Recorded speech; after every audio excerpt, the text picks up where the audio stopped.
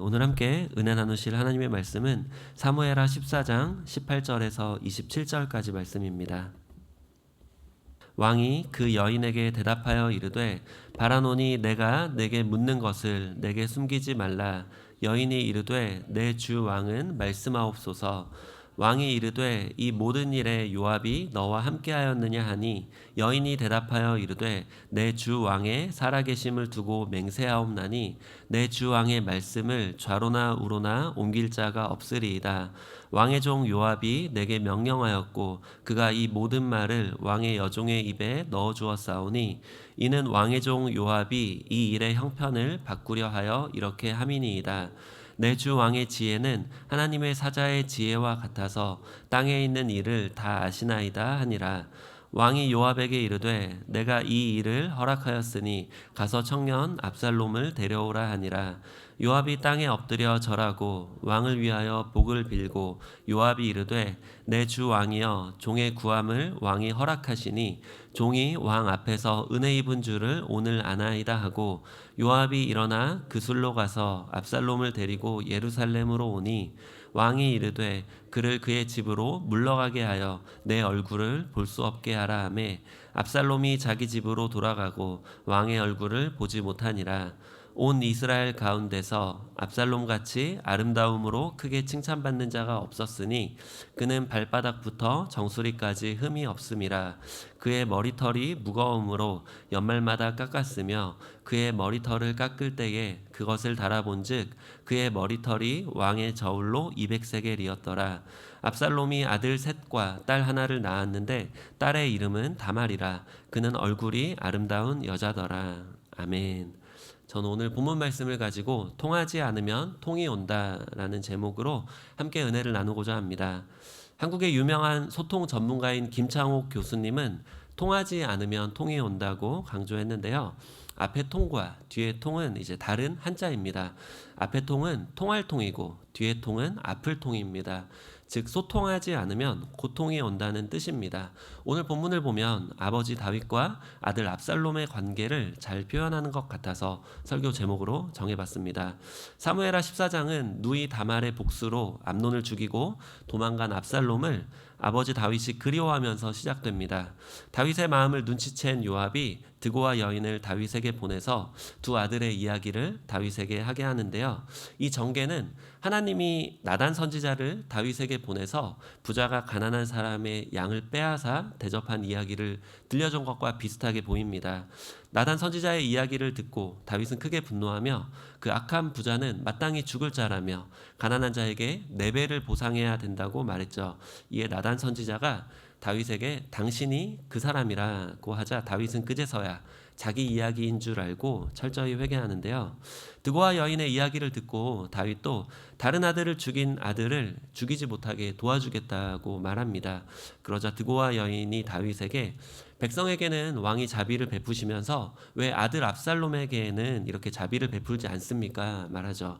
다윗은 이번에도 그제서야 자기 이야기인 줄 알게 되죠. 여기서 나단 선지자와 드고와 여인의 이야기는 비슷해 보이면서 다른 점이 있습니다.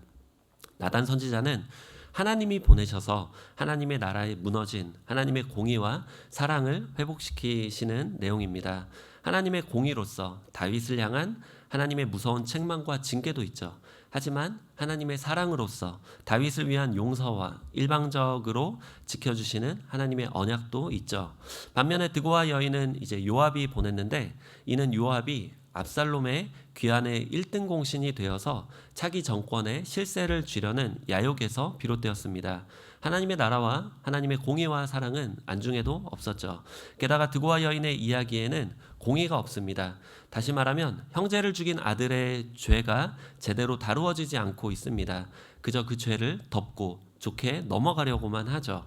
이러한 입장은 압살롬에 대한 백성들의 입장이기도 했습니다. 그래서 요압도 이 백성들의 민심을 알고 압살롬을 예루살렘으로 데려오려고 했죠. 그리고 드고와 여인도 이 요압을 적극적으로 돕는 거죠. 압살롬은 살인자였는데도 백성들에게서 평판이 좋은 이유가 뭐가 있었을까요? 첫 번째는 압살롬의 터프함에 있습니다. 암논은 왕위 후계순위 1순위였는데도 압살롬은 누이 다말을 위해서 거침없이 이제 복수를 했죠. 이 복수는 약자를 괴롭힌 그 왕자라는 힘을 입고 이 약자를 괴롭혔던 강자에 대한 복수였기에 백성들도 적잖이 위로를 받으며 압살롬의 살인죄를 정당화시켰죠. 오늘날에도 복수를 주제로 하는 드라마나 영화가 많은 사람들의 인기를 가지고 있는 것을 보면 이제 압살롬의 인기가 괜히 나오는 게 아닌 걸 알 수 있죠. 두 번째는 압살롬의 아름다움이죠. 우리가 이런 속담이 있더라고요. 귀여운 애한테는 매체를 주고 미운 애한테는 엿을 준다. 이게 어떤 의미일까요? 귀여운 애는 사람들이 자꾸 귀엽다고 봐주니까 오히려 버릇이 나빠지지 않기 위해서 매를 더 들어야 된다는 이야기죠. 반대로 미운 애는 사람들이 이제 사람들에게 사랑을 많이 못 받기 때문에 오히려 더 사랑해 줌으로써 이 마음의 상처를 회복시켜 줘야 된다는 이야기잖아요. 우리도 주변에서 흔히 하고 듣는 말 중에 이쁘니까 봐준다. 이런 말 알게 모르게 우리가 하잖아요, 아이들한테. 이러한 이유로 이제 이러한 이유 때문에 압살롬이 인기가 좋았던 거죠. 그래서 성경에서는 압살롬의 아름다움에 대해서 불필요하게 반복해서 언급하고 있습니다. 이러한 두 가지 이유 때문에 백성들에게서 압살롬의 인기가 좋았고 다윗도 압살롬을 그리워하자 이제 요압이 적극적으로 나섰던 거죠. 그래서 오늘 본문의 18절에서 20절에 보면은 이제 다윗은 드고아 여인의 이야기를 듣고 그 배후에 요압이 있는지 물어봅니다. 본문 18절에서 20절 말씀입니다. 우리 함께 읽겠습니다. 왕이 그 여인에게 대답하여 이르되 바라노니 내가 내게 묻는 것을 내게 숨기지 말라. 여인이 이르되 내 주 왕은 말씀하옵소서. 왕이 이르되 이 모든 일에 요압이 너와 함께하였느냐 하니 여인이 대답하여 이르되 내 주 왕의 살아계심을 두고 맹세하옵나니 내 주 왕의 말씀을 좌로나 우로나 옮길 자가 없으리이다. 왕의 종 요압이 내게 명령하였고 그가 이 모든 말을 왕의 여종의 입에 넣어 주었사오니 이는 왕의 종 요압이 이 일의 형편을 바꾸려 하여 이렇게 함이니이다. 내 주 왕의 지혜는 하나님의 사자의 지혜와 같아서 땅에 있는 일을 다 아시나이다 하니라. 아멘. 드고아 여인은 요압이 자신을 보냈고 자신이 했던 말도 요압이 알려줬다고 합니다. 그런데 이 여인은 말끝마다 다윗에게 아첨하는 말을 하고 있습니다. 어제 본문이었던 17절에도 내 주 왕께서 하나님의 사자같이 선과 악을 분간하심이니이다 라고 했었죠. 그런데 다윗은 아버지로서도 왕으로서 이 압살롬의 죄에 대해서 또 암논의 죄에 대해서도 전혀 대책을 취하고 있지 않았었죠. 또 방금 읽었던 이제 19절에 보면은 내 주 왕의 말씀을 좌로나 우로나 옮길 자가 없으리이다 라고 했는데 이 드고아 여인은 왕인 다윗보다 오히려 요압의 부탁을 받으며 오히려 이 거짓으로 지어낸 이야기를 통해서 왕을 이제 기만하는 이러한 태도를 오히려 보이기도 하죠. 그리고 또 이 내 주 왕의 지혜는 하나님의 사자의 지혜와 같아서 땅에 있는 일을 다 아시나이다 이렇게 말을 했는데 사실 다윗은 이 드고아 여인의 이야기를 듣고도 자기 이야기인지 모르고 있었죠. 그러니까 이러한 말도 안 되는 아첨의 이야기를 하면서 이제 다윗이 분별력이 좀 떨어져 있는 이러한 모습을 극단적으로 이제 보여주고 있습니다. 어떻게 보면 성경에서 의도적으로 다윗의 이 영적인 우둔함을 풍자하는 느낌까지 들게 하죠. 이 사무엘상 초반부에 보면은 엘리 제사장의 눈이 어두웠다는 모습을 이제 영적으로 분별력이 떨어진 모습을 이제 풍자하는 이런 모습과 좀 비슷한 모습으로 나아가고 있죠.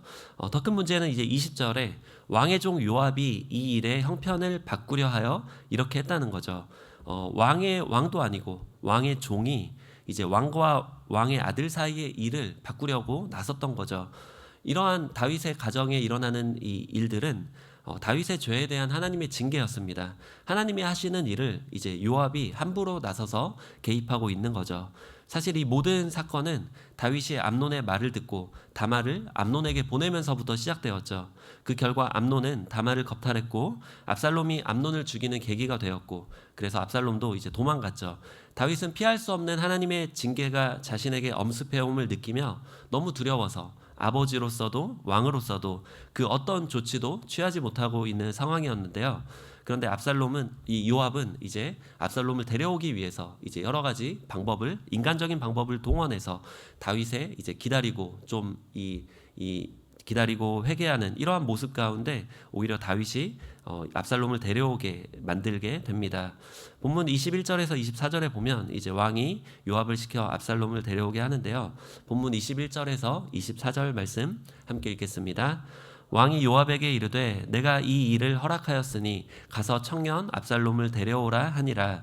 요압이 땅에 엎드려 절하고 왕을 위하여 복을 빌고 요압이 이르되 내 주 왕이여 종의 구함을 왕이 허락하시니 종이 왕 앞에서 은혜 입은 줄을 오늘 아나이다 하고 요압이 일어나 그술로 가서 압살롬을 데리고 예루살렘으로 오니 왕이 이르되 그를 그의 집으로 물러가게 하여 내 얼굴을 볼 수 없게 하라 하매 압살롬이 자기 집으로 돌아가고 왕의 얼굴을 보지 못하니라. 아멘. 사무엘의 14장에서는 다윗이라는 이름이 이제 한 번도 언급되지 않고 왕으로만 기록이 됩니다. 다윗은 또 압살롬을 아들이라고 부르지 않고 청년 압살롬이라고 부르죠. 그리고 다윗은 신하들에게 압살롬을 부를 때에도 내 아들 압살롬이라고 하지 않고 그라고 이제 하죠. 어떻게 보면 다윗과 아버지인 다윗과 아들 압살롬의 관계가 깨어진 부분을 이제 극단적으로 이제 보여주고 있는 거죠. 그리고 심지어 다윗은 압살롬을 예루살렘으로 데리고 왔는데도 다윗의 얼굴을 이제 볼 수 없게 하라고 이렇게 명령합니다. 다윗이 왕으로서 바빴기 때문에 못 만났던 게 아니라 압살롬이 다윗에게 나오지 못하게 일부러 이제 사람을 지켜서 이제 압살롬이 다윗을 찾아오지 못하게 막았다는 거죠.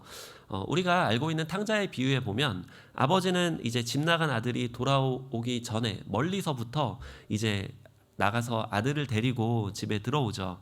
이 아들도 이제 내가 하늘과 아버지께 죄를 지었다며 나는 아들의 자격이 없습니다 이렇게 하고 회개하고 돌아오죠. 그러자 아버지는 종들을 시켜서 아들에게 제일 좋은 옷과 가락지와 신발을 신기면서 이제 아들을 용서할 뿐만 아니라 아들로서의 모든 지위와 이 권한을 회복시켜 주죠.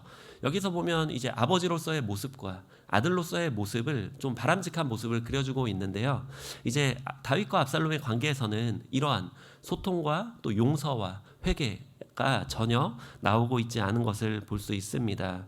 그래서 어떻게 보면 이 압살롬이 예루살렘에 오기는 했지만 이것이 더 비극적인 결말로 치닫게 될 것을 우리가 생각하게 됩니다. 이 오늘 설교 제목처럼 이제 다윗과 압살롬은 소통하지 않았기에 결국 고통이 오는 관계가 되는데요. 하나님으로부터 시작된 나단 선지자의 이야기는 비록 마음은 아팠지만 하나님이 이제 공의와 사랑으로 정리해 주신 깔끔한 결론을 맞이했습니다. 하지만 이 요압의 욕심으로부터 시작된 이 드고와 여인의 이야기는 뭔가 애매하고 찝찝한 결론으로 끝이 나죠. 결과는 요압이 원했던 대로 그 결과는 맞이했지만 결과가 좋았다고 해서 그 과정까지 다 용서가 되는 것은 아니죠. 그래서 이에 대해 성경은 일어났던 사실만을 이제 언급하고 어떠한 평가도 일절하지 않고 있습니다.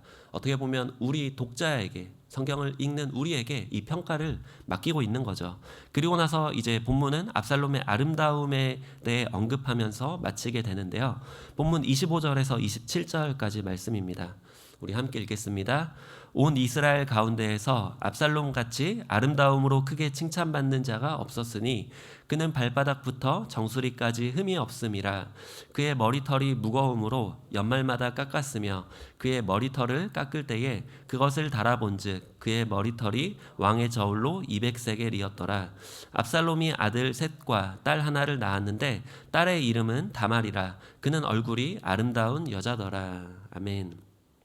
압살롬은 온 이스라엘에서 가장 아름다운 자였다고 기록합니다. 그래서 사람들의 인기가 좋았다고 말하죠.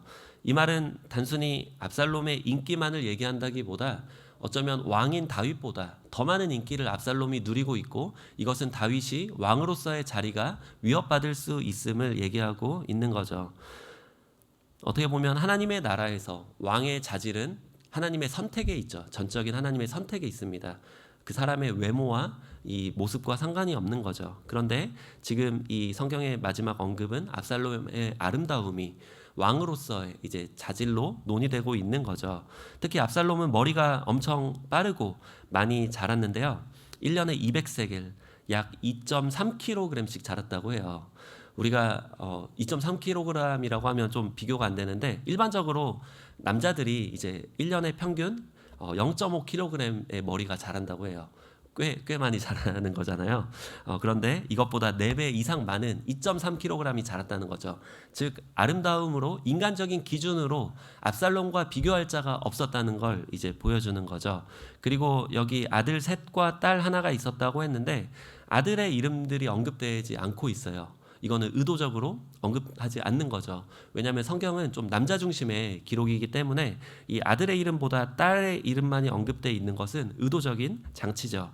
특별히 그 딸의 이름이 예전에 암논에게서 거탈당하고 처량한 신세로 이제 인생을 보냈던 다말의 이름과 똑같이 지어줌으로써 이제 압살롬의 남은 인생도 어떻게 보면 그 다말의 인생과 비슷하게 흘러갈 것을 우리에게 이제 불안한 느낌으로 이제 주고 있습니다. 우리가 이 말씀을 보면 사실 다윗의 가문을 향하는 비극은 다윗의 죄에 대한 하나님의 징계였습니다. 다윗이 멈출 수 없었던 하나님의 섭리였죠. 그렇다고 해서 우리가 다 포기하고 받아들이기보다는 그 하나님의 주어진 섭리 안에서 우리는 우리의 최선을 또 다해야겠죠. 하나님이 주시는 징계도 달게 받고 또 하나님이 주시는 회복도 누려야 되는데 다윗은 어떻게 보면 그 하나님의 징계 속에서 또 자기 죄에 빠져서 이 트라우마 속에 갇힌 채로 어떠한 조치도 취하지 않고 오히려 사건을 더 극단적으로 계속해서 끌고 가는 모습을 볼 수 있습니다. 오늘 본문 말씀을 통해서 우리는 어떠한 영적인 교훈을 함께 나눌 수 있을까요? 안상현 작가는 이제 딸에게 전하고 싶은 인생 수업이라는 에세이에서 가장 무서운 형벌은 침묵이라고 말했습니다. 암논의 다말 강간 이후에 아버지이자 왕으로서 다윗의 침묵은 자녀들에게 무서운 형벌이 되어 그 비극을 계속해서 키워나가게 되죠. 이 비극은 다윗의 가정을 넘어서 이스라엘의 나라까지 위협하게 되죠. 특별히 다윗의 왕권으로 그 후손으로 오실 예수님의 그 하나님의 나라까지도 위협하고 있습니다.